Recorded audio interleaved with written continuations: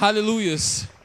Amados, hoje eu convidei Eliette, para trazer uma palavra para a gente. Eu sei que Deus tem algo tremendo para fazer através da vida dela. Amém? Aleluias. Então, nessa noite, Eliette, toda a liberdade nesse lugar. Amém? Oi? Graça e paz, amém? Eu confesso que eu estou com medo de abrir a boca e estragar o que Deus começou a fazer na nossa vida já. Eu queria comentar algo antes. Eu queria que vocês, por favor, não recebessem isso como afronta. Eu vou falar com muito carinho, com muito zelo, algo que eu entendo como importante. Eu fiz um pedido, inclusive, Robson, desculpa, eu não falei contigo antes. Se tu quiser dar um puxão na minha orelha, pode dar. Eu pedi... Tá ótimo. Obrigada, Mateus. Deus abençoe. Eu pedi para o Dani, para a Radassa, para eles não colocarem os versículos ali inteiros, para colocar só os endereços. Porque eu acho que é importante a gente manusear a Bíblia, sabe?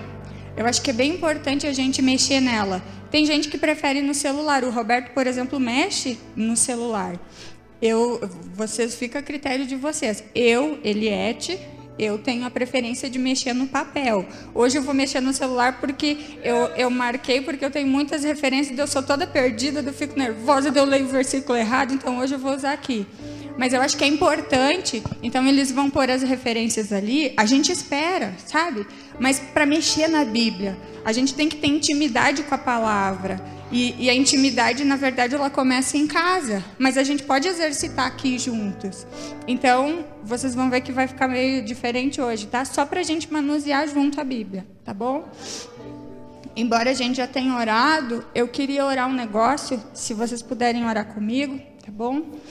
Deus, a gente continua na Tua presença e eu estou com muito medo de abrir a boca e fazer bobagem.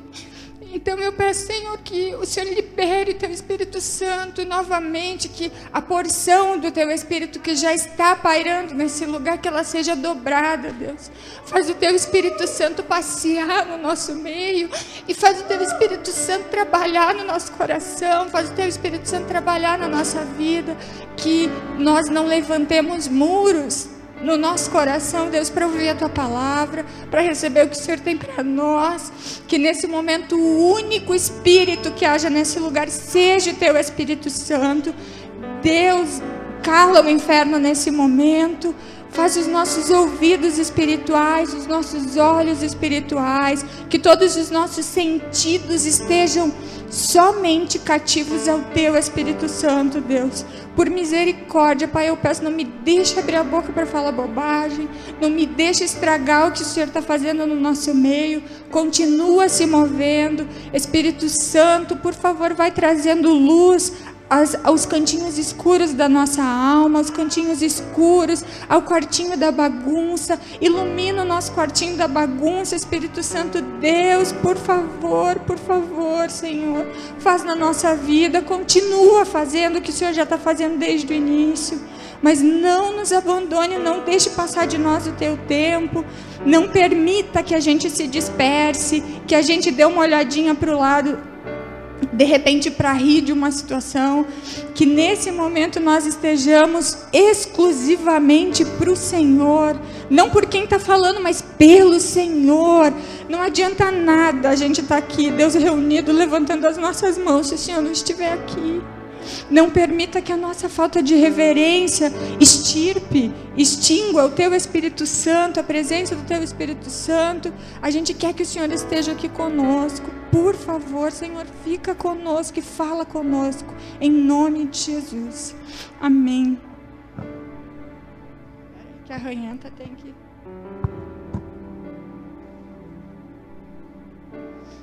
Deixa eu só pegar aqui.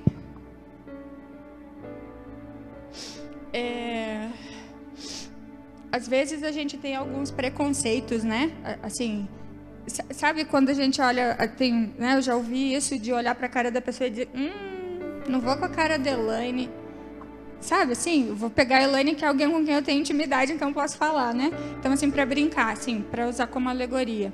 Então, às vezes, a gente tem uma antipatia de primeira vista com as pessoas E daí a gente se bloqueia quando a gente vê a pessoa. E assim, que hoje, se alguém tem antipatia comigo, eu peço perdão. Mas assim, não deixa a minha pessoa atrapalhar o que Deus quer fazer na nossa vida, na minha vida. Começou na minha vida e Deus continua fazendo na minha vida. E não deixa Deus, não obstrua, não levante um muro para o Senhor por causa de pessoas. A Bíblia diz assim lá em Apocalipse, Apocalipse traz as cartas para cada uma das igrejas. E daí a Bíblia fala assim, que a igreja ouça o que o Espírito diz. Então assim, e depois disso, de cada vez que a Bíblia fala lá em Apocalipse isso, vem a recompensa para as igrejas. A recompensa de ouvir o que o Espírito está dizendo. Então, assim, eu creio que hoje Deus vai nos trazer algo que eu admito que é um pouco pesado. De repente eu vou falar algumas coisas que vocês vão ficar olhando assim para mim. Começou comigo, gente. Deus falou primeiro para mim. Deus me mandou tomar vergonha na cara primeiro. Então não receba com peso, não receba como jugo, como julgamento, mas receba como presente do Senhor. E o presente do Senhor começou comigo e doeu. E talvez doa em cada um de nós, mas eu creio mesmo, eu sinto no meu espírito, e eu falei muito com o Roberto sobre isso, para que eu fale exclusivamente o que Deus falou, tanto que eu anotei tudo, para não deixar passar nada e para não falar bobagem. Então, abre o teu coração em nome de Jesus para o Senhor, não para quem fala, mas para o Senhor. Amém? A gente tem ouvido nas últimas semanas, principalmente nos cultos de quarta-feira, mas o Robson, o Rubinho, o Roberto têm falado muito acerca do Espírito Santo. E daí, quando eles começaram a falar sobre o Espírito Santo, eu comecei a matutar algumas coisas com Deus e perguntar algumas coisas para Deus. E daí Deus começou a me mostrar um processo que Ele começou na minha vida e mostrar assim uma ordem para algumas coisas. Então, hoje, a gente vai falar, se vocês quiserem abrindo, lá no livro de Mateus, capítulo 3, dos versículos 1 ao 12. Então, a partir desse texto, a partir desse trecho, o Senhor nos mostra uma ordem, há toda uma ordem para que a gente receba o Espírito Santo. Há um programa a ser cumprido para que a gente chegue nesse fim. E agora é isso que a gente vai ver. Deixa eu só abrir o meu aqui.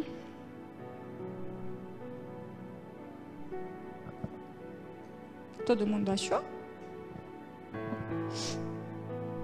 Então a gente vai lendo, tá? Naqueles dias apareceu João o Batista, pregando no deserto da Judéia, dizendo: arrependei-vos, porque é chegado o reino dos céus.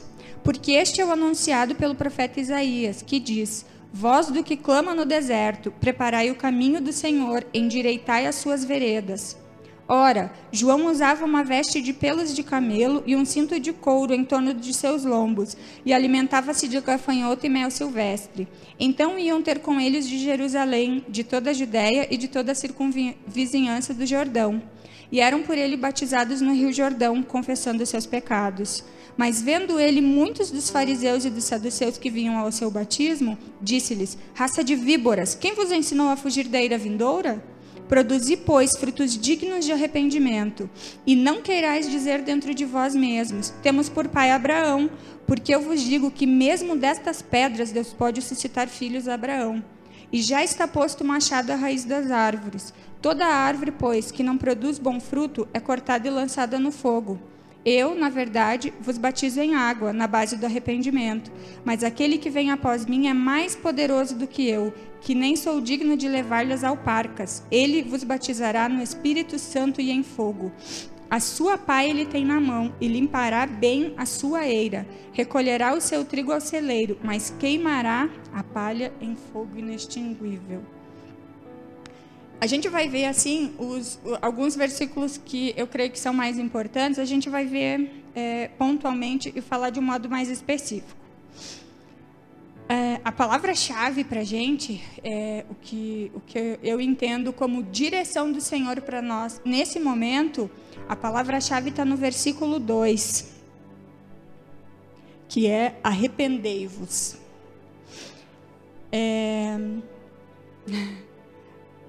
A direção que o Senhor tem para nós é arrependimento. É tempo, e até a segunda parte do versículo 2 fala, porque é chegado o reino dos céus. Para falar de reino dos céus, vamos ver assim. Até eu recorri ao mestre lá de casa, né? O Roberto me socorreu em algumas coisas para definir coisas que são complexas, definir de uma forma simples que eu mesma conseguiria entender e de um modo mais curto. Então, assim, quando se fala de reino dos céus nesse texto, a gente tem duas vertentes. Ele vai para dois lados diferentes. Primeiro, a gente pode falar de reino dos céus, a igreja de Cristo, que estabelece o reino dos céus em toda a terra. Ou a gente pode falar em reino dos céus na minha vida, dentro de cada um de nós. Nesse momento, a gente vai ser bem direto para reino dos céus dentro de nós, tá? Então, assim, a nossa palavra de começo, eu vou repetir algumas coisas para ficar gravada na nossa mente. A palavra-chave para a gente nesse momento é arrependimento, para que o reino do céu se estabeleça dentro de nós. No versículo 3 diz assim, porque este é o anunciado pelo profeta Isaías. Desculpe, não, estou certo. Voz do que clama no deserto, preparai o caminho do Senhor, endireitai as suas veredas. Aqui João está alertando o povo para o novo tempo que se começava. João está alertando e convidando o povo para uma nova vida. Jesus viria na sequência. João Batista era aquele que anunciaria a chegada de Cristo, é o primo de Jesus, que veio para preparar o caminho. E ele está alertando o povo acerca desse novo tempo, acerca de um tempo em que o reino dos céus, em que aprove a Deus a estabelecer o reino dele dentro de nós. Só que para que esse reino se estabeleça, há um caminho, há uma ordem, há um processo pelo qual a gente tem que passar. E o primeiro passo para esse processo é o arrependimento. Aí lá no versículo 6, eu vou tentar falar rapidinho, porque se eu me der corda eu falo demais, tá? E eram por ele batizados no Rio Jordão, confessando os seus pecados.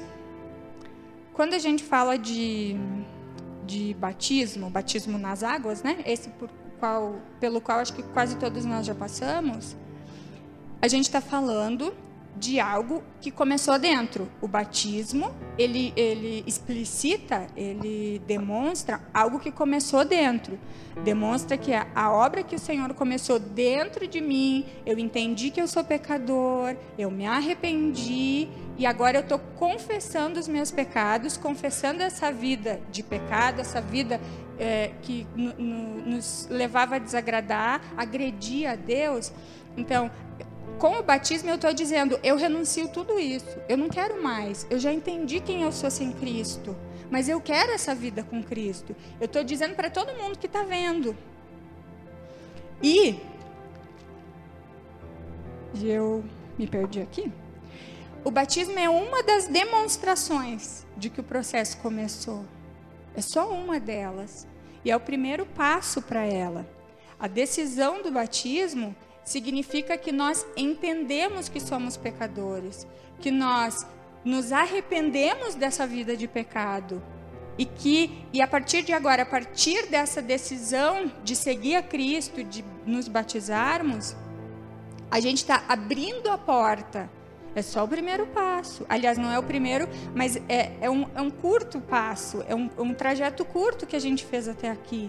Mas, apesar disso, são etapas muito importantes. E quando a gente nos arrepende, quando a gente entende que a gente é pecador, a gente abre a porta da nossa vida, a gente abre a porta do nosso coração para que, então, o reino de Deus seja estabelecido. É o primeiro passo em direção ao reino de Deus dentro de nós. Só que daí a gente tem que entender algumas coisas. Entender que nós somos pecadores, nos arrepender e confessar esses pecados, isso sozinho não significa nada.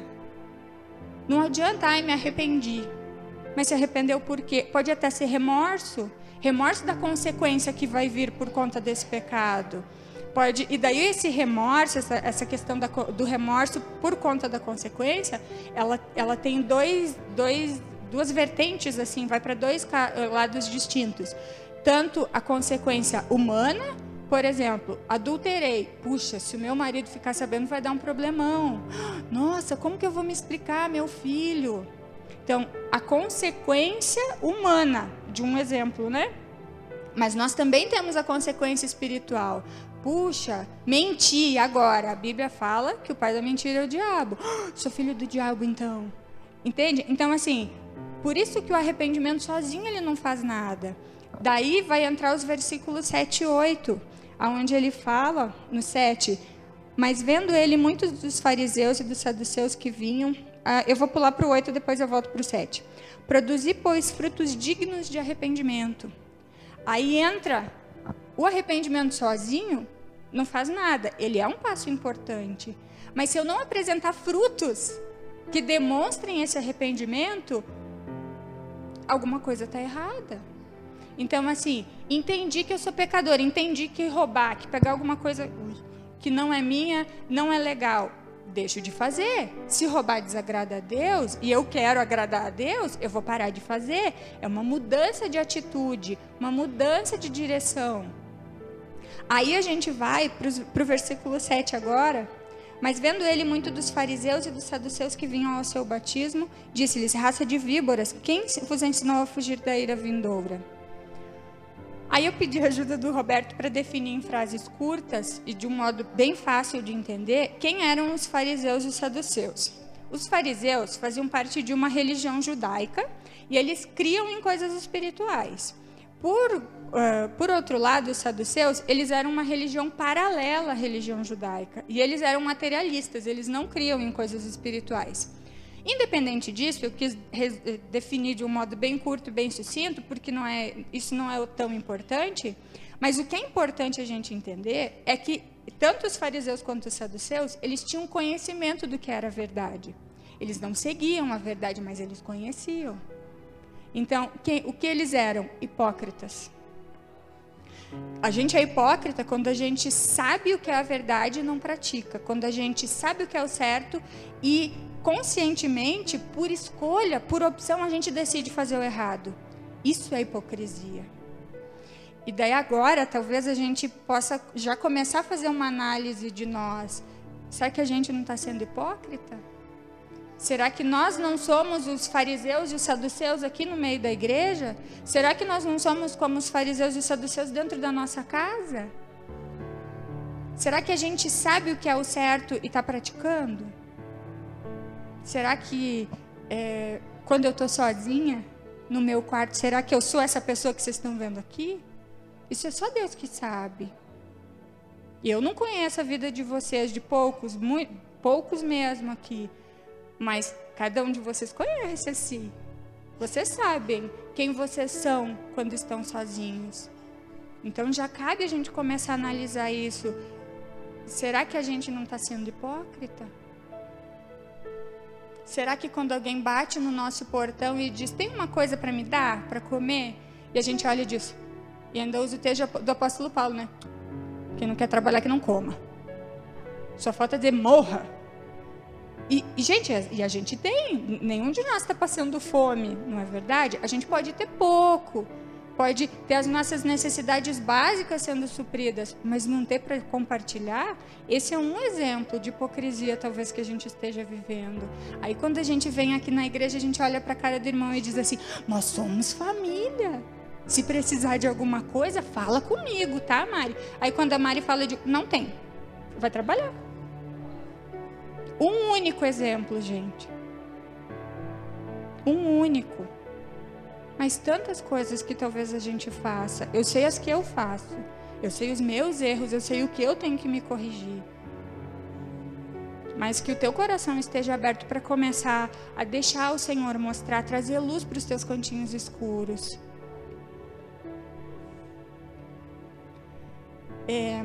A gente também percebe que os fariseus e os saduceus, eles estavam no meio de quem ia se batizar. Eles estavam no meio da galera, mas eles não eram.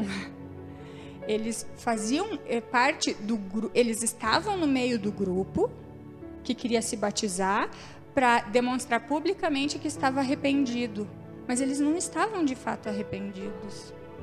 O interior deles não estava contristado com a situação que eles viviam. E aí também cabe a gente se analisar. Será que a gente está no meio, no mesmo espírito? Será que a gente está no meio com o mesmo pensamento? Será que a gente está no meio e a gente é filho de Deus? Ou a gente só está no meio porque é legal? No domingo a gente toma banho, põe uma roupa legal, passa desodorante para não vir com cheiro de sovaco para abraçar o irmão? Mas a gente é? A gente quer estar aqui pelo Senhor ou para dizer, não, é que se eu não vier no culto, na segunda o pastor vai mandar uma mensagem. E o Robson nem faz isso, né? Mas faz de conta que faz, só para... Então, a gente está aqui porque a gente quer louvar, porque a gente quer em unidade, no mesmo espírito, em comunhão, louvar o nome do Senhor.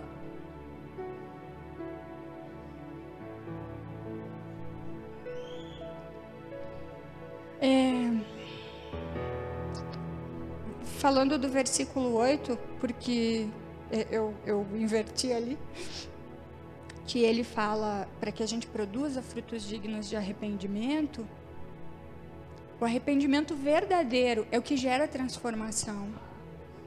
É impossível eu dizer que eu entendi que eu sou pecador, que eu me arrependi, eu confessei meus pecados, eu me batizei ou não, porque tem gente que não se batizou, mas já entendeu o processo, né? Então, assim, eu me batizei e não mudou nada. O arrependimento genuíno, ele gera transformação, ele gera mudança de mente, transformação de mente. A palavra disso, está lá o mestre que me ajudou, é metanoia. E a metanoia é aquele negócio que eu comentei antes, a gente muda de direção. Se eu entendo que ir para a esquerda desagrada a Deus, eu viro e vou para a direita. Não porque eu quero, e normalmente a gente não quer. Normalmente a gente não quer. Mas a gente diz, Deus, como disse Samuel para Saul, melhor obedecer do que sacrificar, então eu vou lhe obedecer. Dificilmente a gente vai querer ir para o lado que agrada a Deus. Senão a gente não ia ser humano. Mas são essas atitudes que demonstram que eu entendi e que eu estou disposto a passar por essa transformação. Porque se a gente não abre mão de coisas pequenas, se a gente não abre mão... Eu não gosto muito de dar muitos exemplos, porque, assim, às vezes perde tempo e às vezes acaba direcionando para alguém sem querer, né? Daí a pessoa vai dizer, tá falando para mim. Então, assim, eu vou dar exemplo se Deus mandar dar exemplo. Senão, mas se Deus está falando contigo, se servir o chapéu, carrega aí, que nem eu, e depois ora. Porque várias coisas couberam em mim, gente, quase todas. Então, assim, eu não estou falando aqui para agredir, por isso que eu tenho medo do exemplo. Mas, assim, se eu não estou disposto a abrir mão de um domingo à noite para vir ao culto, que é uma coisa relativamente pequena, será que quando Deus tentar transformar coisas grandes, será que quando Deus começar a transformar o meu caráter, será que quando eu roubo na empresa e com isso eu duplico o meu salário e Deus disser, isso é errado, Eliette, eu não quero mais que tu faça, será que eu vou estar disposto a abrir mão? Aí a gente levanta a nossa mão e diz, nós nos rendemos. E quando Deus diz, Eliette, chegou disso, eu digo, desrendi. A gente desrende. Entende? Então, assim, se a gente não está disposto a ser transformado pelo Senhor em coisas pequenas, Deus não vai chegar nas grandes, porque Ele não vai arrombar. Nem a tua vida, nem a minha, nem a de ninguém. Ele é educado. Ele não é o diabo arromba. Deus não. Então, que a gente entenda isso, essa questão de a gente se render. Eu acabei usando a palavra por causa que a gente cantou antes, e mas que a gente analise isso, se a gente está disposto a ter a nossa mente transformada. Se a gente está disposto a entregar coisas pequenas e coisas grandes para o Senhor.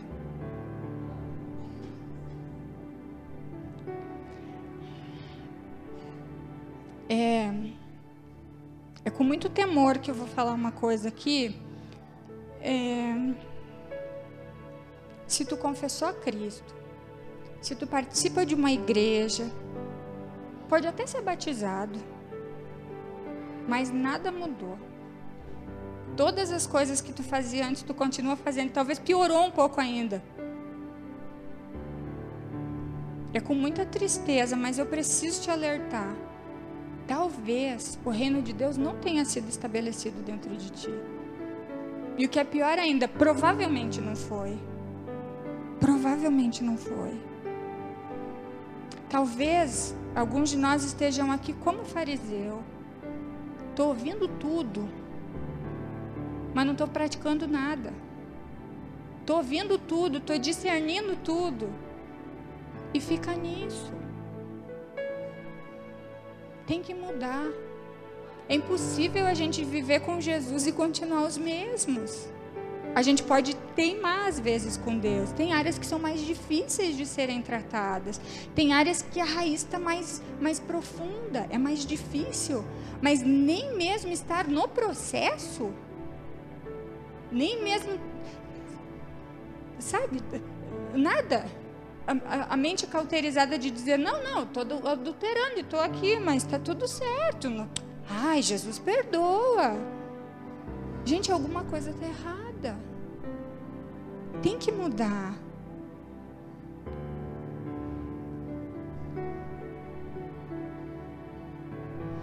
Os fariseus e os saduceus, aqui que o texto menciona, eles eram religiosos, eles frequentavam cultos.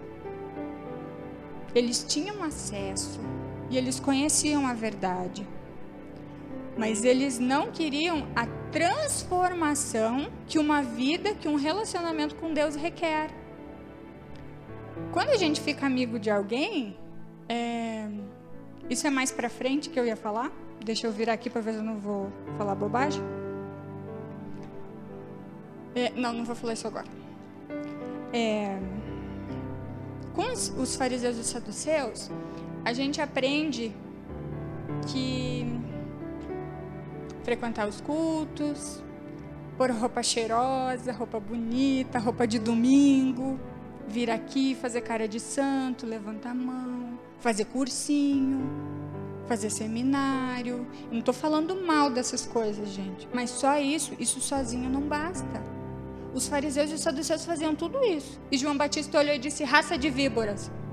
Chamou eles de cobra peçonhenta, venenosa, na cara dura. Talvez se João Batista olhasse para alguns de nós, se ele tivesse vivo, ele morria de novo, né, de susto. Porque se ele estava assustado com os fariseus e os saduceus naquela época, com tudo que a gente progrediu de fazer coisa ruim, que a gente consegue piorar algumas coisas, ele morria de novo, né? Infartava. Mas talvez ele olhasse para mim, olhasse para vocês e dissesse isso. Raça de víboras, o que vocês estão fazendo aqui? Vocês estão no meio, mas vocês não são. Isso não é o suficiente. Vir à igreja no domingo, no culto de quarta-feira, não é o suficiente. Isso não garante a nossa salvação. O importante é que estejamos em Cristo. Isso faz diferença. Essa é a diferença. Esse é o segredo. Ter um relacionamento com Jesus faz diferença. Também dizer, eu conheço Jesus. Eu sei a respeito. A gente sabe a respeito de um montão de gente, a gente sabe a respeito de pessoas da mídia, a gente sabe porque lê, mas a gente não conhece boa parte delas. Eu tô igual, só para dar uma descontraída, eu tinha que ter cortado a franja, aí a gente veio no caminho rindo, o Roberto disse que eu tô igual o Chip Dog, aquele cachorro. É que eu não enxergo. Só para descontrair o gelinho da barriga. Então, assim, o que faz diferença a gente ter um relacionamento com Jesus?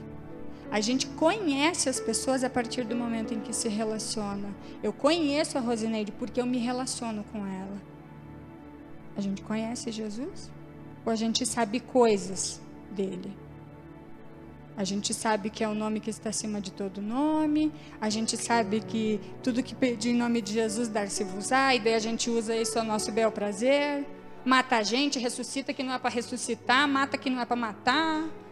Faz um monte de bobagem com o nome de Jesus. Sabendo apenas. Mas a gente conhece? A gente é amigo dele? É através do relacionamento com Jesus e da transformação que ele faz na nossa vida que nós teremos a condição de dar evidências que o reino de Deus está dentro de nós. É nos relacionando, é estando junto. Só com Jesus a gente consegue essa nova vida, que é a proposta de João Batista. É chegado o reino dos céus. Ele nos chama para uma nova vida, lá no versículo 2. E essa nova vida está em Cristo. E daí agora a gente vai para o versículo 9. E eu não ia falar nada sobre o versículo 9 porque eu queria ser sucinta, mas daí Deus me alertou para uma coisa. E o versículo 9 diz assim: E não querais dizer dentro de vós mesmos, temos por pai Abraão, porque eu vos digo que mesmo destas pedras, Deus pode suscitar filhos a Abraão.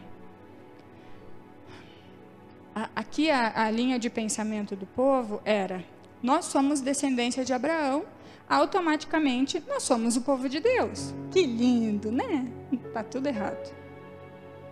Não é isso. O que interessa aqui a respeito de ser descendência de Abraão é no sentido espiritual. Nós somos filhos pela fé de Abraão. Abraão temia Deus, Abraão obedecia a Deus, Abraão andava com Deus.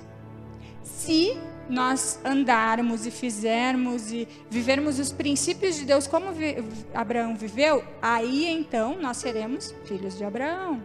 É essa filiação que importa. Isso é que vai nos trazer a condição de sermos povo de Deus. Se nós andarmos como Abraão andou, segundo os caminhos de Deus. Então, assim, isso é para jovem, é para quem não é tão jovem. Gente, ser filho de crente não vai te levar para o céu. Pais crentes não salvam filhos descrentes. A oração dos nossos pais, sim, vai ficar diante de Deus.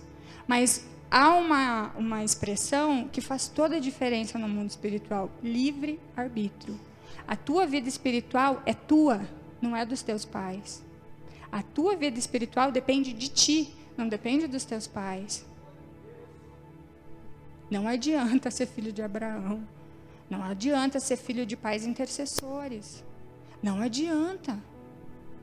Até porque seria estranho, né? E quem não tem pais cristãos, que não tem ninguém para orar, e a gente ia tudo para o inferno? O resto, que não tem os pais crentes ainda? Não faz sentido. Então, a nossa vida, a minha vida espiritual depende de mim, não depende nem do sacerdote lá de casa, que é o Roberto, não depende do Robson, depende de mim. Exclusivamente de mim. Os nossos pais, a gente, o Roberto e eu como pais, a gente ora, se esbagaça diante de Deus e clama pelo nosso filho. Mas assim, se ele disser, eu não quero Jesus, não vai fazer diferença. Então não se fia nisso, não. Meus pais são crentes, meus pais são pastores, meus pais são intercessores, meus pais são missionários. Meus pais vão para o céu e eu vou, como diz o Cláudio Duarte, sentar na cadeirinha do lado do diabo. Do mesmo jeito. Então vamos se ligar nessas coisas. Agora a gente vai ler o versículo 10. E o que já estava estreito, estreita mais ainda. E já está posto o machado à raiz das árvores. Toda árvore, pois, que não produz bom fruto, é cortada e lançada ao fogo. Doeu, né? Entendeu o drama? Nós somos as árvores. O Senhor está averiguando se nós estamos apresentando frutos e a qualidade deles. Fruto por si só também não fala nada. Pensa no modo simbólico, olha para o teu pé. Pensa que tem um machado ali. Gente, a expressão, eu acho que eu não vou dizer essa expressão. A gente está com o dedinho no inferno. Sabe? O Senhor está nos averiguando, o Senhor está avaliando.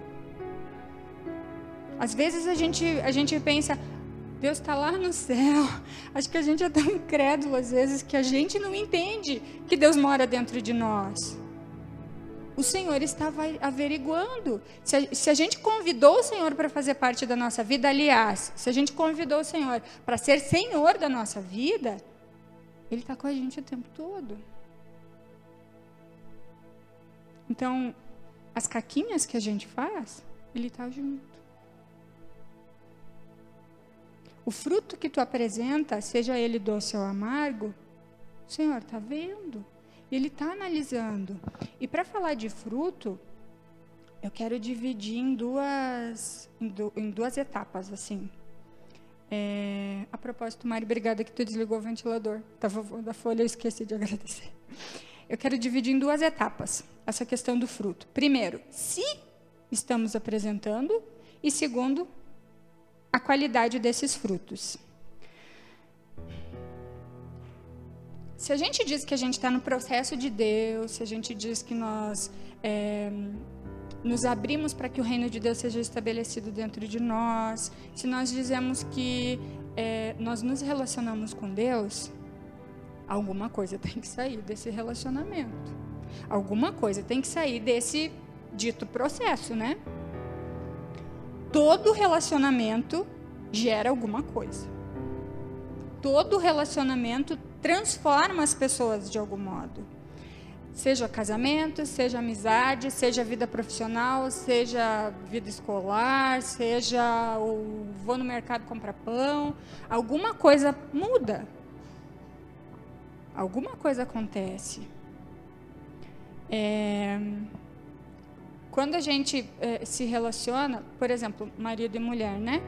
O Roberto começa a ver coisas em mim e diz, puxa, amor, esse negócio não é tão legal. E daí eu digo, puxa, eu casei para fazer meu marido feliz. Se eu deixar a toalha molhada em cima da cama, faz de conta, né? Um exemplo qualquer, agride o Roberto, eu não vou mais deixar a toalha molhada em cima da cama. Não é verdade? Mudou alguma coisa, não mudou? Gerou uma transformação, não gerou? O exemplo que eu dei é meio, né? Mas vocês entenderam. E em qualquer relacionamento muda alguma coisa. Aí eu queria que vocês abrissem comigo, por favor, lá em Provérbios 27, 17. Eu vou esperar um pouquinho, que eu sou meio atacada, aí eu vou dar uma segurada na minha onda aqui.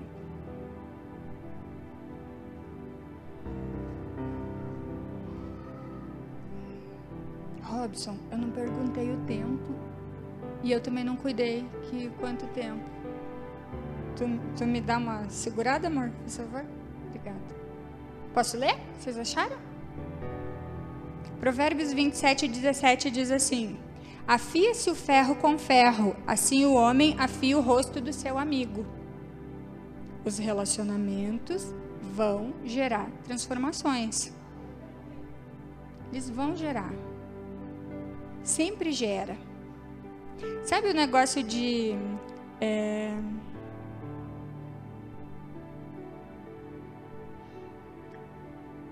pessoas que se relacionam, elas se parecem. Ah, então, Eliette, tu está falando que Deus quer fazer um uniforme para todo mundo. Pessoas que andam juntas sabem o que a outra gosta. E não precisa ser casado, pode ser relacionamento com filho, relacionamento entre amigos, relacionamento entre colegas de escola, pessoas do trabalho. A gente não aprende? Ai, fulaninho não gosta de comer isso. Beltraninha, a gente acaba porque almoça junto, porque está perto. As pessoas se comunicam. Há um relacionamento, não é íntimo, mas há um relacionamento. E a gente aprende. Então, pessoas que andam juntas se parecem. Sabe quando a gente vê, entra o marido na igreja ou entra a esposa, vou falar o marido, porque eu estou olhando para o Roberto. Quando entra o marido na igreja e a gente não vê a esposa e os filhos, a gente diz, cadê fulana? Às vezes pergunta, antes de dizer oi para o irmão, né? Cadê fulana? Por quê? Porque a gente não está acostumado a ver um sem o outro. Quando as pessoas começam a se relacionar, elas começam a falar as mesmas coisas. Ó, um exemplo bem bobinho, eu sou gaúcha, eu falo tu. E quando o Roberto e eu casamos, era até estranho que o Jonatas me corrigia. Não é tu, é você. Hoje ele fala tu. Então, coisas pequenas. Quando a gente convive, a gente se parece. E daí sabe o que é grave? Se tu diz que anda com Jesus, se tu diz que se relaciona com Jesus e não se parece com Ele, será que tu está andando com Jesus de verdade?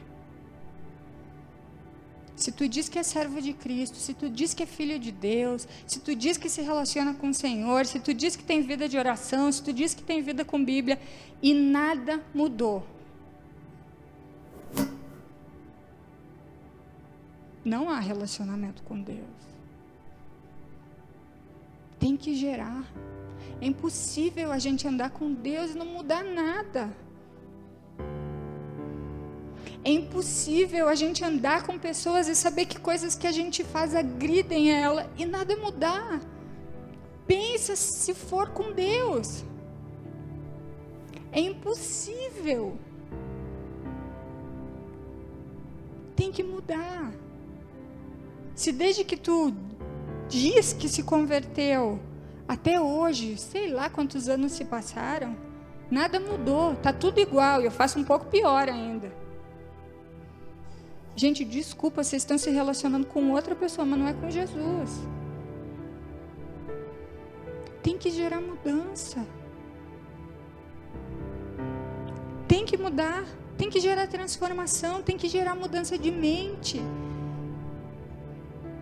Se o pecado não me incomoda por agredir a Deus, é porque talvez eu não me importo com o que Deus pensa ou com o que Deus sente. Se eu negar comida para alguém, não gerar nada em mim, nem remorso, não gerar depois, gente, a gente está seguindo o evangelho errado. Se a gente vê alguém sofrendo e dizer bem feito, às vezes a gente não diz com a nossa boca, mas a gente diz com a nossa atitude. Eu recebi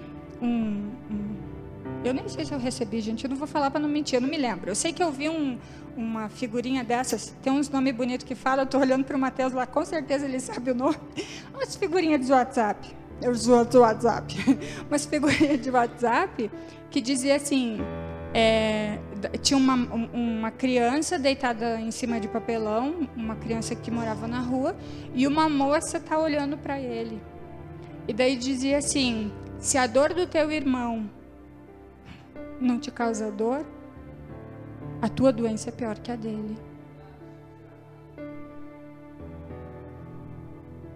Gente, é impossível não mudar nada.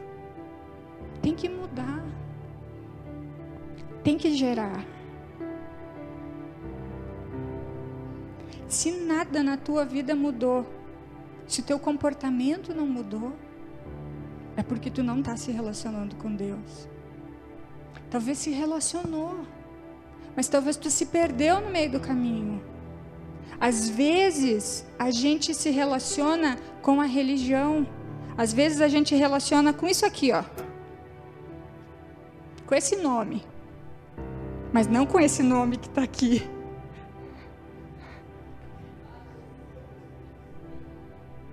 Às vezes a gente está tendo uma vida com igreja. Eu não estou dizendo para não vir na igreja. Não é isso, mas não é só isso. Gente, não adianta nada a gente querer fazer chover na igreja. Nossa, na igreja de Eliette é uma bênção. Em casa, até a gente falou sexta na célula, né? Em casa, Eliette é a personificação do diabo. Nem o cachorro quer ficar perto. Mas na igreja é uma bênção. Às vezes a gente está se relacionando com aquele nome. Às vezes a gente está se relacionando com o ministério. E Deus não está nem aí para o ministério. Eu abandonei a Deus, mas não abandonei o ministério. Tá ruim, né? Glória a Deus. Mas é duro ouvir, né? É muito duro. Falar também não é muito fácil, não. Mas sabe o que é mais triste? Mais triste é a gente entender que se a gente não se relaciona com Deus, a gente não conhece a Deus. E se a gente não conhece a Deus, a gente não tem a vida eterna. Eu acho que isso é muito mais triste e muito mais ruim do que falar. É pensar nisso. Sabe quando tu pensa assim, às vezes a gente é tão medíocre, para não dizer outra coisa, que a gente vê as pessoas sofrendo e a gente pensa, tudo bem, eu vou pro céu. Será que a gente vai? Eu vou repetir essa frase porque essa frase ficou martelando no meu coração, ficou martelando na minha mente. E se a gente não se relaciona com Deus, a gente não conhece a Deus. E se a gente não conhece a Deus, a gente não tem a vida eterna. E não tem a vida eterna, a gente tem que entender pela perspectiva de Deus isso. Puxa, não tenho a vida eterna, vou passar a eternidade no inferno, é horrível. Agora, olha por outro lado, puxa, eu não tenho a vida eterna, eu vou passar a eternidade longe de Deus. Não é bem pior?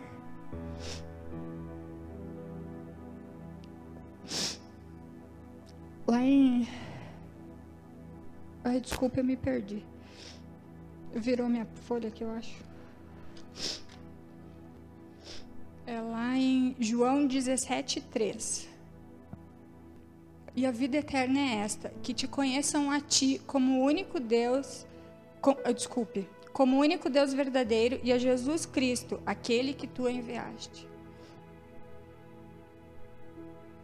Se a gente não conhece a Deus, a gente está lascado. Mas sabe o que é bom? Apesar de ser muito doloroso assim, a gente pensar nisso, é muito bom que hoje Deus nos dá a oportunidade de decidir conhecer Ele. Porque Ele quer conhecer a gente. Se Ele não quisesse, Ele não teria nem nos criado.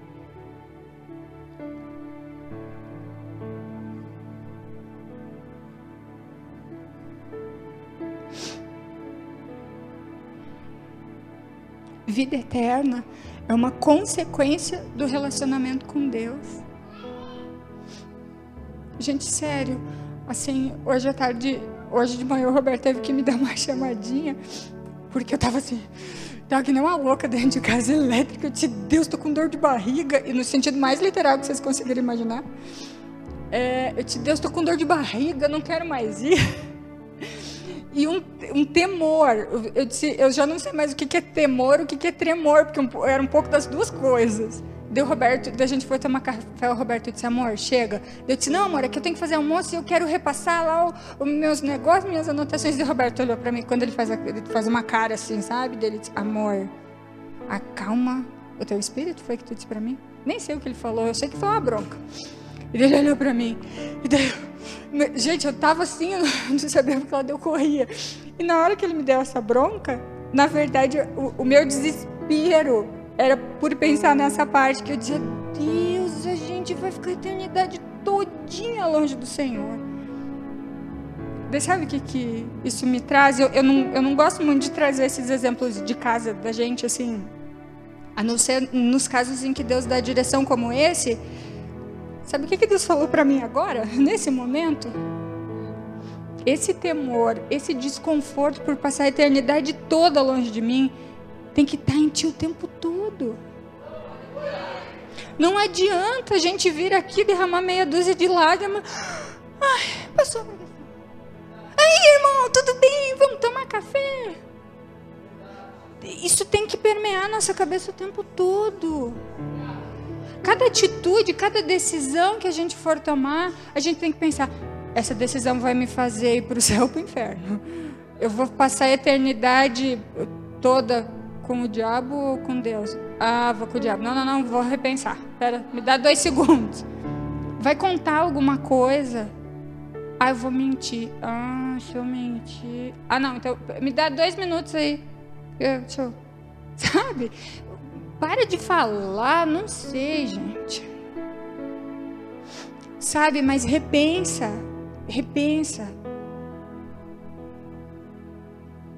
Esse frio na barriga, esse desespero que eu estou sentindo aqui, a gente tem que sentir o tempo todo. O tempo todo.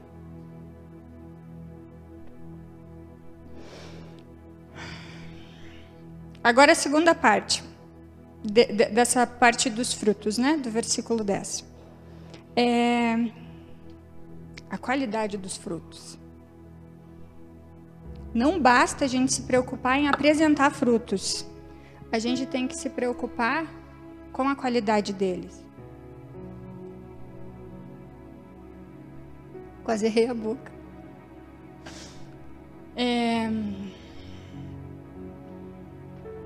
2 Coríntios 7:1. Por favor, abram lá. Todo mundo achou? Ora, amados, visto que temos tais promessas, purifiquemo-nos de toda imundícia da carne e do espírito, aperfeiçoando a santidade no temor de Deus. Gente, arrependimento envolve temor. Se eu não tiver temor a Deus, eu também não vou me arrepender. Porque o arrependimento, a não ser que seja por conta de remorso e tal, por causa da consequência, aquilo que a gente já falou, o arrependimento verdadeiro, o arrependimento genuíno vem. Se eu ofendo meu marido, eu me sinto arrependida. Porque eu sei que eu deixei ele triste. Eu sei que eu agredi ele de algum modo, que eu desonrei, enfim, daí abre um leque. E isso gera em mim uma contrição. Eu fico com o meu coração contrito. Aí eu vou e peço perdão. Faz sentido? Inclusive, deixa eu perguntar um negócio para vocês. Tá dando para entender? Ou eu tô complicando mais do que explicando? Tá? Então tá. Eu ia perguntar antes, mas daí eu esqueci. Glória a Deus. Então eu peço perdão por conta de entender que eu agredi ele. Com os irmãos, com o filho, com todo mundo, né? O arrependimento com relação a Deus, ele envolve o temor porque é a mesma coisa. Mesmo motivo. Eu entendo que eu agredi a Deus. Só que a gente é meio sem vergonha, meio muito, porque a gente não está vendo Deus. E daí a gente pensa, às vezes, eu não sei assoviar, mas faz de conta que eu estou assoviando. Está olhando para o ladinho. Deus nem viu. E daí, de novo, a gente é meio tanso das ideias e esquece que ele está dentro de nós. A não ser que já tenha convidado ele para se retirar. Mas ele está dentro de nós. Então, a gente entende que o Senhor está dentro de nós e que a nossa atitude desonrou, desagradou, agrediu, entristeceu ele. Envolve temor, gente. Alguns de nós estão trabalhando para apresentar frutos, mas sem temor. E daí o que o versículo 10 fala? Toda árvore que não produz bom fruto. Se tu está fazendo sem temor, o teu fruto é lixo. E o meu também. Se tu está fazendo por fazer, se tu está fazendo para aparecer, se tu está fazendo, sei lá, porque não tinha o que fazer em casa, enfia o dedo no nariz, irmão. Faz outra coisa. Não vai apresentar as mãos para o Senhor. É lixo. É lixo para Deus o nosso fruto sem temor. Se a intenção do teu coração não é glorificar a Deus, é lixo. Eu vou ler um versículo que está lá no final e eu vou confundir a Radassa. Desculpa, Radassa. Filipenses 2:9. Vocês podem ir abrindo, que eu vou falando, tá? Se a intenção de fazer alguma coisa seja fruto no sentido de ministério, de pregar, cantar, dançar, limpar o banheiro, cuidar do estacionamento, mas muito mais importante, o fruto do teu caráter. Se essas coisas estão sendo feitas sem a intenção de glorificar o nome de Deus, e a gente ainda faz em nome de Jesus. Agora, todo mundo achou já? Filipenses 2:9. Pelo que também Deus o exaltou soberanamente, lhe deu o nome que é sobre todo nome, para que ao nome de Jesus se dobre todo o joelho dos que estão nos céus e na terra e debaixo da terra, e toda língua confesse que Jesus Cristo é o Senhor, para a glória de Deus Pai. Se a gente estiver querendo apresentar frutos para Deus, executando isso sem temor, fazendo em nome de Jesus, não sendo para a glória de Deus Pai, o nosso fruto é pior do que lixo, é titica. Porque titica ainda vira adubo, né?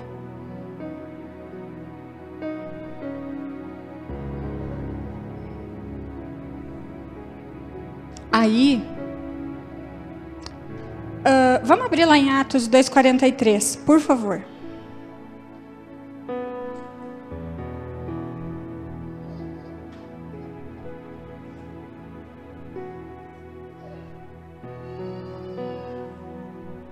Todo mundo achou?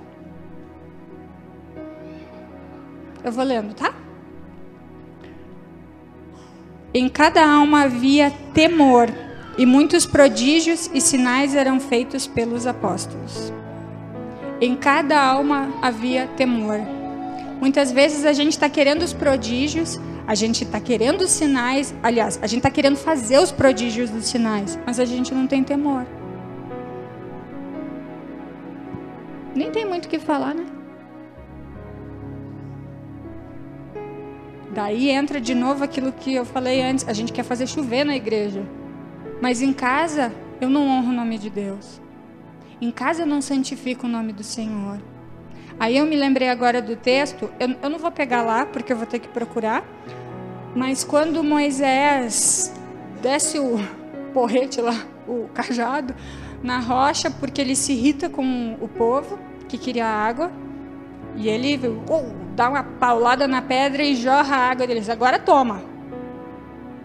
Essa atitude de ira, essa atitude dele, Deus fala que ele não santificou o seu nome.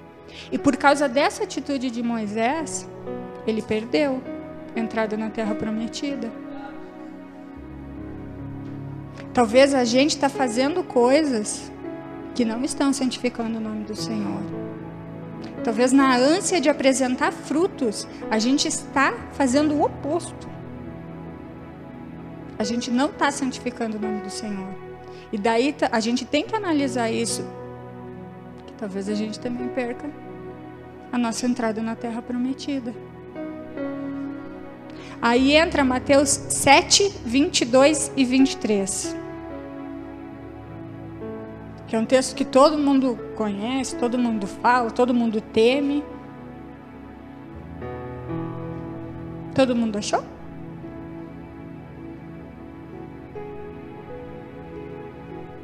Muitos me dirão naquele dia: Senhor, Senhor, não profetizamos nós em teu nome, e em teu nome não expulsamos demônios, e em teu nome não fizemos muitos milagres? Então lhes direi claramente: nunca vos conheci. Apartai-vos de mim, vós que praticais a iniquidade. Sabe para quem que Jesus vai falar isso? Para aqueles que fizeram a obra sem se relacionar com o dono da obra.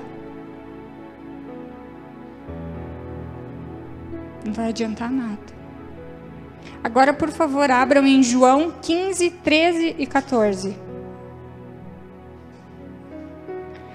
Às vezes, a gente se coloca numa posição de servo que a gente só tem que fazer.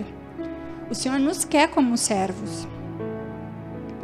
Mas a servidão que o Senhor quer... Bom, deixa eu ler primeiro o texto, daí vai ficar mais claro. Todo mundo achou? Ninguém tem maior amor do que este, de dar a alguém a sua vida pelos seus amigos. Vós sois meus amigos, se fizerdes o que eu vos mando. A servidão que o Senhor quer de nós é isso, obediência. A gente tem que entender na nossa mente, na nossa cabecinha aqui, que Ele é Senhor. Não importa qual é a minha vontade. Eu sou servo, Ele é Senhor. Se eu quero ir para a esquerda, Ele me manda ir para a direita, isso. Ele me manda ir para a direita, Ele é Senhor. Ele quer a nossa obediência, Ele quer que nós façamos o que Ele manda. Nesse sentido, Ele nos quer como servos. Mas Ele quer amigos. Jesus não morreu por servos, Jesus morreu por amigos. Ele quer relacionamento com a gente. Ele não quer apenas bonequinhos. Se Jesus quisesse boneco, Ele tinha colocado um monte de robô.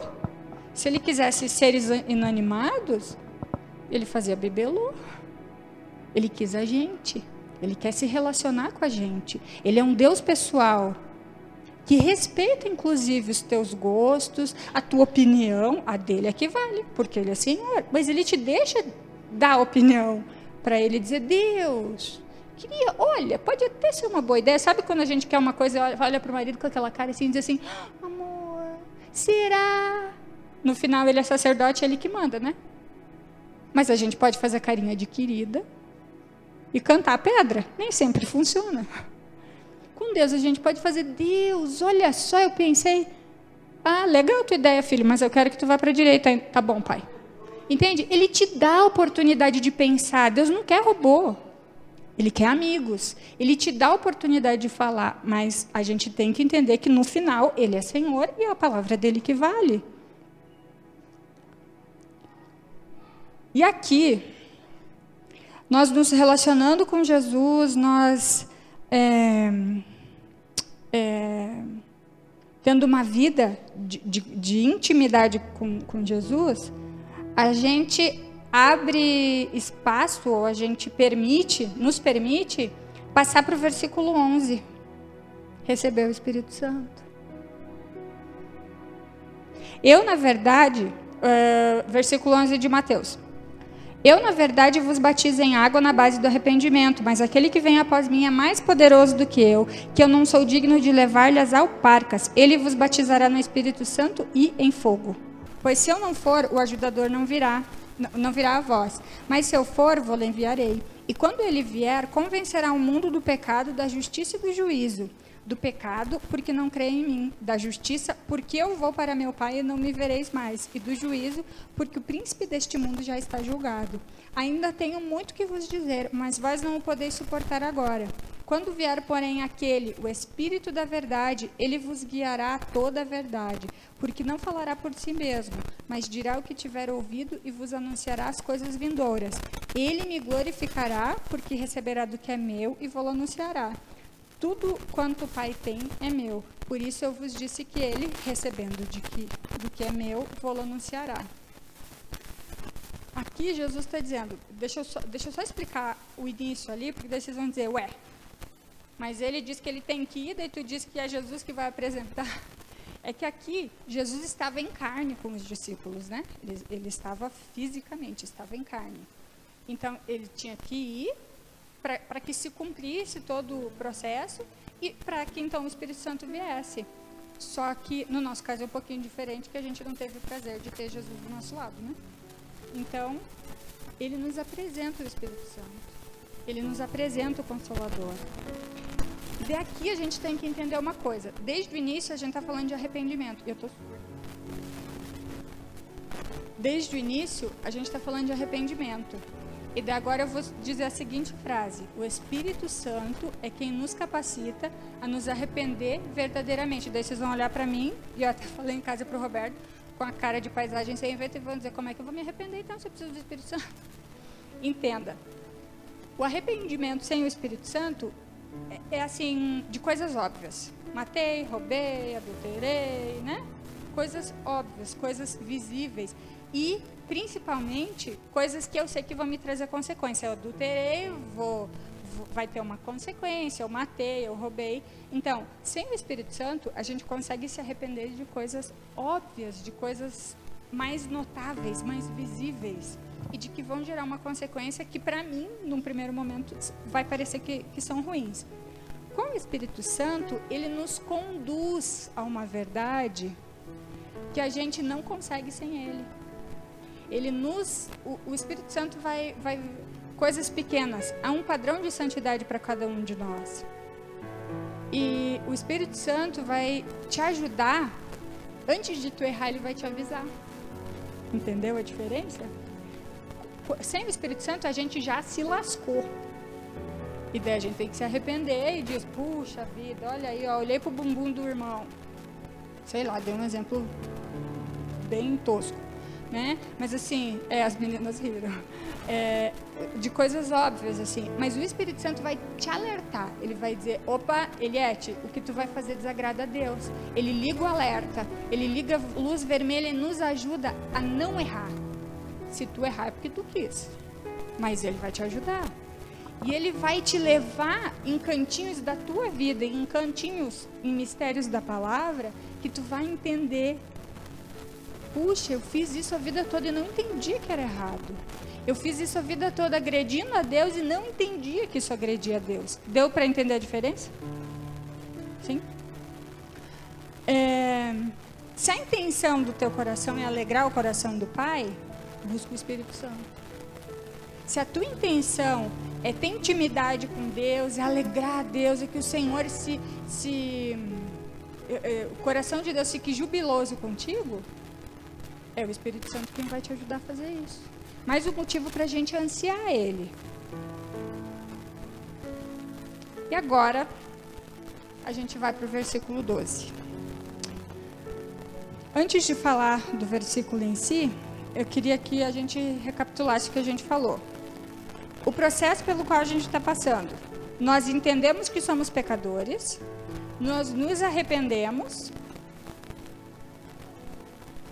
nós tivemos o entendimento e o arrependimento, então nós abrimos a porta para que o reino de Deus seja estabelecido na nossa vida. Nós confessamos nossos pecados e agora a gente está pronto para receber o Espírito Santo. E agora, para confirmar isso que eu estou falando desse processo, Atos 2:38. Pedro então lhes respondeu, arrependei-vos e cada um de vós seja batizado em nome de Jesus Cristo para a remissão de vossos pecados e recebereis o dom do Espírito Santo. Isso é só para comprovar o processo de Mateus 3 ali.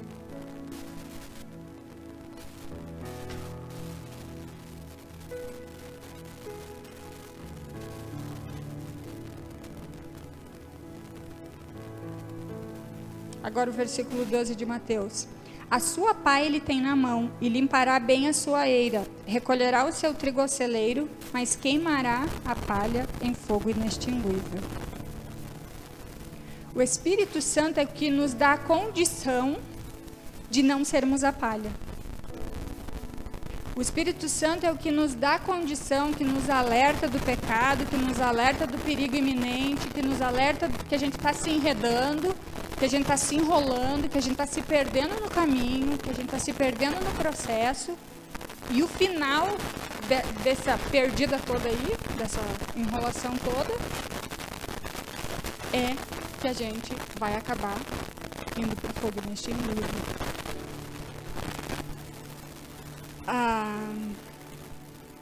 O Espírito Santo é a pessoa que age. Nós estamos na dispensação do Espírito Santo. É a pessoa que age em nós. A intenção do Espírito Santo é glorificar Deus e nos conduzir até Deus.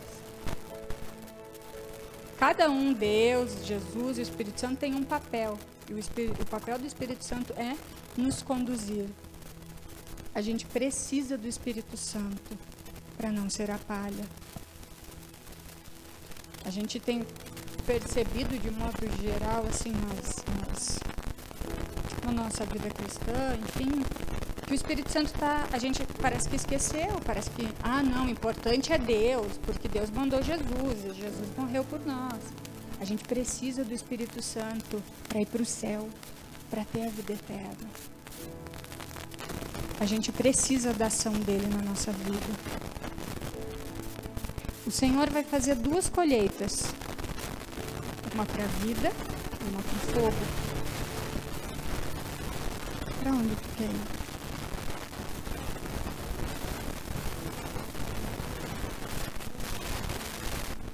queria pedir para vocês ficarem em pé e com os olhinhos fechados. Isso é só para não se dispersar. Ficar em pé para acordar um pouquinho, porque eu falo demais, desculpa.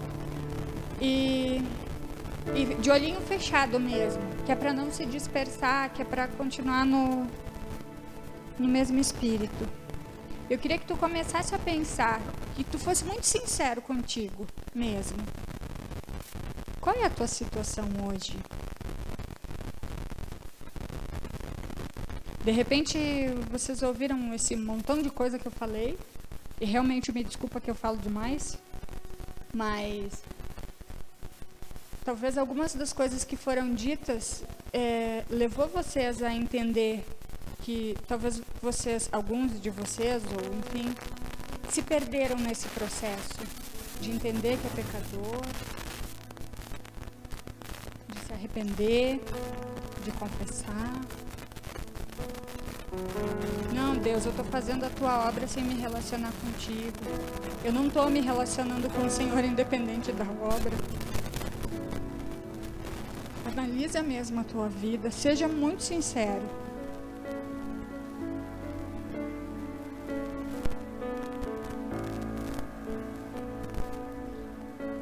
Eu vou ler, vocês podem ficar de olhinho fechado aí, Apocalipse 2:5.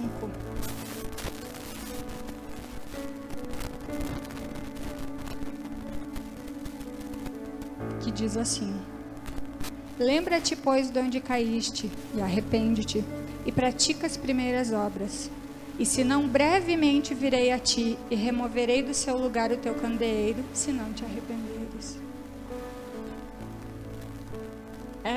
As cartas do Apocalipse, eu pedi a ajuda do Roberto para conseguir entender e para poder explicar, para poder compartilhar.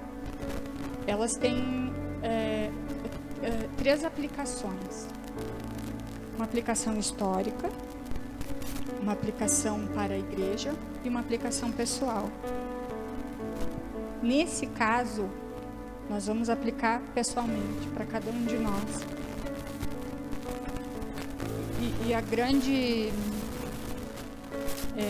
verdade a respeito desse texto para a nossa vida é a gravidade de nós, sabendo a verdade, optar por continuar praticando a mentira, por continuar praticando o que agride a Deus.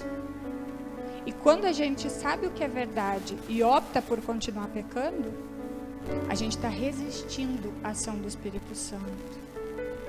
Isso é muito grave. Isso é muito sério.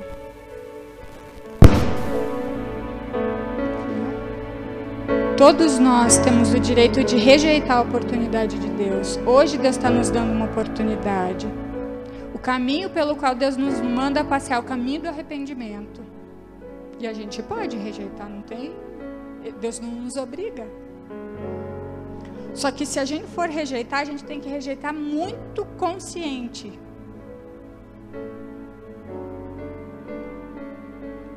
Eu vou ler o texto de Hebreus 12:16. E ninguém seja devasso ou profano como Esaú, que por uma simples refeição vendeu o direito de primogenitura. Porque bem sabeis que, querendo ele ainda depois herdar a bênção, foi rejeitado, porque não achou lugar de arrependimento, ainda que o buscou diligentemente com lágrimas. Esaú não quis no tempo oportuno, e quando ele quis, tinha passado o tempo. Ele não achou mais um lugar de arrependimento, ele foi rejeitado, é o que o texto diz.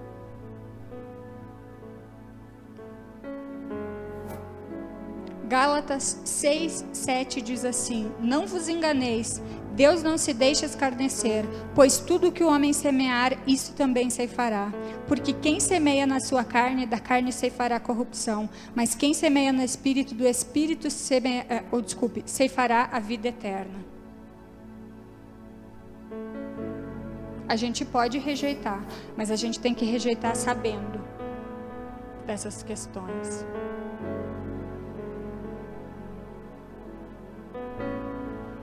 Eu gostaria de orar, que a gente orasse agora. Pode ficar no teu lugar. mas coloca diante do Senhor. Se durante a palavra o Senhor trouxe situações que requerem arrependimento, fala com Deus. Se coloca diante dele. Às vezes nós temos vergonha de Deus, nós temos vergonha de contar para Deus. Um dia eu conversei com uma pessoa e a pessoa tinha vergonha de confessar o pecado porque ela se achava a pior pessoa da face da terra por conta do que ela havia feito, de coisas que ela havia feito. E daí nessas horas o diabo também nos engana. O diabo nos acusa, nos julga. Nada que tu faça assusta Deus. O Roberto falava essa frase para mim. Nada que tu faz assusta Deus.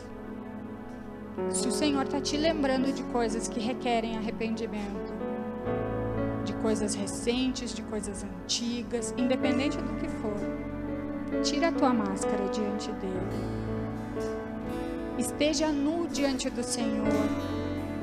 Mostre as tuas vergonhas para o Senhor.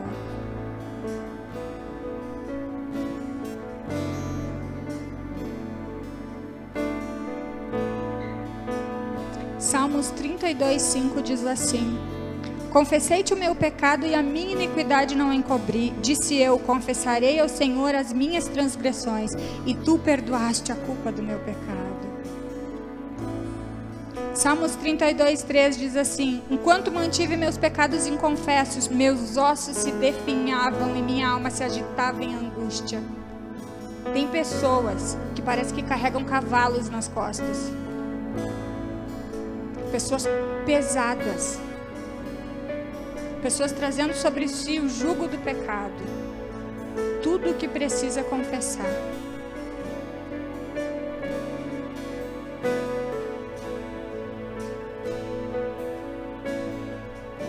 Salmo 51:11 diz assim: Não me lances fora da tua presença e não retire de mim o teu Santo Espírito.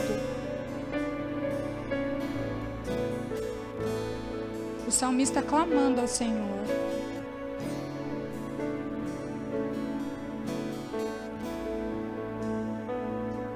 Salmo 51:17 diz assim: O sacrifício aceitável a Deus é o espírito quebrantado. Ao coração quebrantado e contrito não desprezarás a Deus.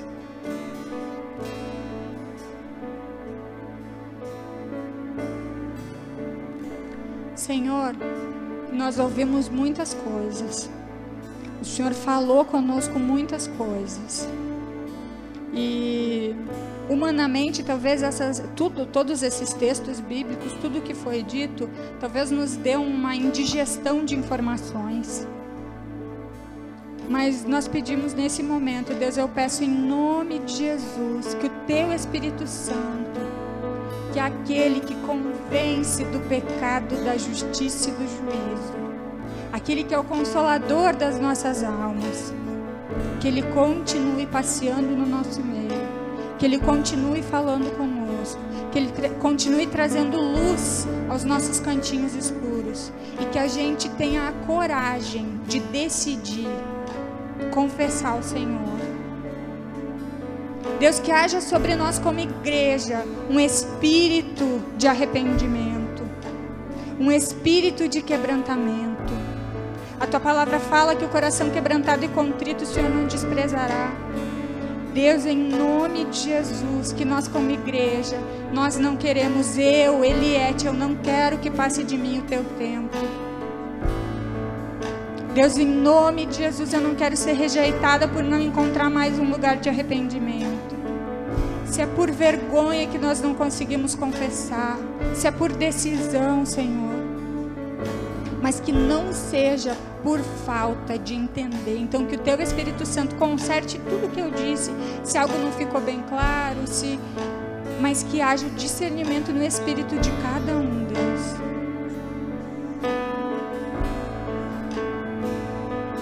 O Roberto e eu assistimos um vídeo ontem.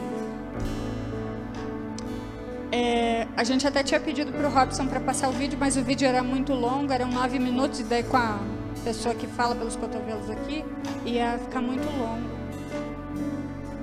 E era uma tribo na Indonésia que estava recebendo Bíblias no seu dialeto. Gente, não tem como assistir aquele vídeo e não se quebrantar. A alegria deles por receber a palavra. Eles não tinham, e há o relato, acho que de um ancião, eu acho, que ele fala que eles tinham trechos da palavra traduzidos, mas que agora eles teriam a palavra toda na sua língua. Nós temos a palavra toda na nossa língua. E a gente não tem a mesma alegria. A gente tem a oportunidade de falar, nós temos liberdade religiosa no Brasil. A gente pode orar onde a gente quiser, a gente pode ler a Bíblia onde a gente quiser. A gente não lê às vezes nem na nossa casa. Há sobre nós, enquanto cristãos, um espírito de apatia. A gente é alienado ao que não nos convém que se refere a Deus. Há uma passividade em nós.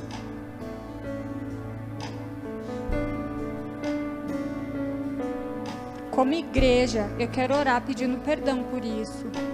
Eu gostaria que tu orasse com relação a isso também e colocando as coisas que Deus está trazendo. E embora eu esteja vendo uns olhinhos assim firmes, uns olhares com muros, eu sei que Deus falou com algumas pessoas coisas muito específicas. Por favor, não se cale diante do Senhor. A gente não sabe se não é a nossa última oportunidade. Eu não estou afirmando que é.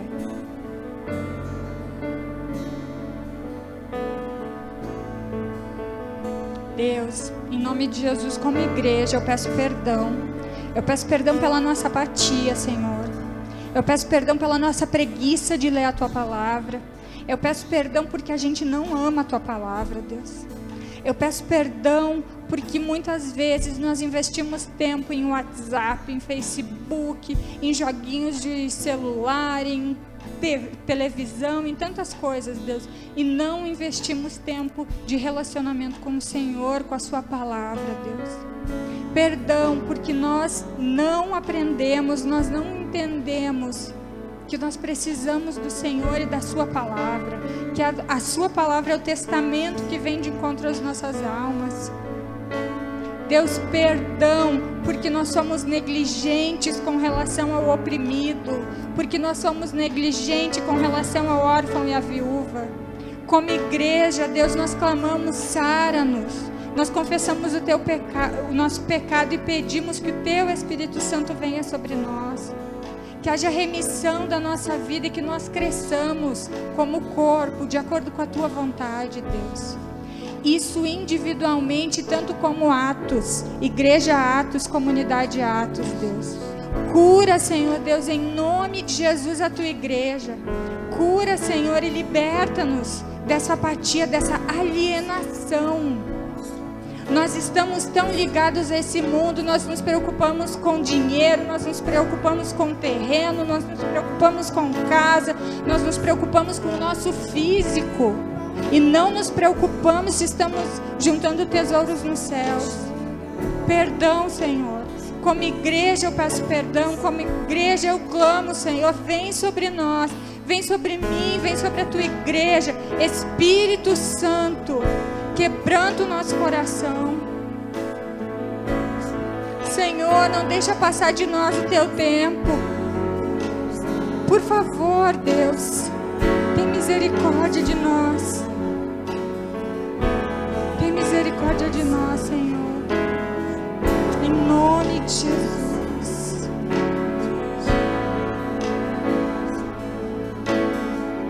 Derruba os muros da nossa vida, do nosso coração. Em nome de Jesus. Louvado seja o Teu nome, Deus. Toda a glória, toda a honra, todo o louvor é do Senhor. que dele, por ele e para ele são todas as coisas.